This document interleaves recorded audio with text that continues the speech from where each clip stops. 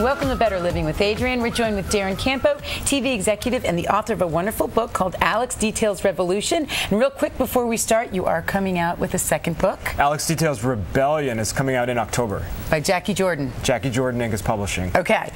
The subject that we're talking about today, though, is pet peeves. First of all, it is my favorite question to ask people because you learn so much about a person when you find out what their pet peeves are. But what we're talking about today is, what do you do if someone's bugging you and a pet peeve is in front of you? Some examples: people don't like when women or men smack their gum.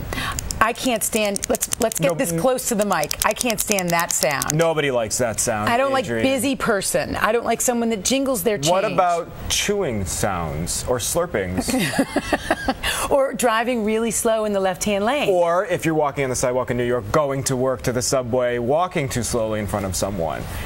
But you know, you have to be gracious enough to not want to barrel them over. And also, you don't want to ruin your day because you're so annoyed with everybody, right? So the question is, first of all, you know, how do you have patience throughout the day and get a little zen and a little kumbaya to be able to deal with it? But sometimes people are doing things that are just inappropriate. Right, but there are strangers that you just have to sort of work around because they're going to be slow drivers. You have to expect someone's going to be walking slowly, or someone's going to be in your way or holding you back, and they're not on the same schedule as you, or clicking or smacking, and you're only with them for a short amount of time, so you can kind of just put it, you know, just ignore it, right? Okay, well, maybe. Here's my question, and in 1 minute, if someone, say, is your subordinate, or your employee, or younger than you are, would you say something to them and say, stop smacking your gum, or stop saying or like, or anyways? Only if I was irritated to the point where I had to say something,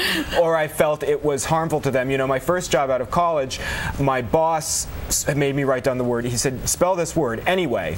And he said, say it. And I read it. I said, anyway. He goes, what do you say? I said, anyways. But that helped me a lot. And it's just the way he told me was really gentle. And in a teaching, and it helped me, so way. I don't say anyways. So I guess really the question is if you can be patient, train yourself through your pet peeves, because I could have banter in my head all day long about them. Yeah, you don't want to be worked up all day over small things. And Darren is the king of not being worked up over the small things. You continually can stay mellow and go on with your day. So that's the lesson. Train yourself. It's like anything new. It's hard at first. It's hard at first, but do it for a while and it'll become easier. And that's better living.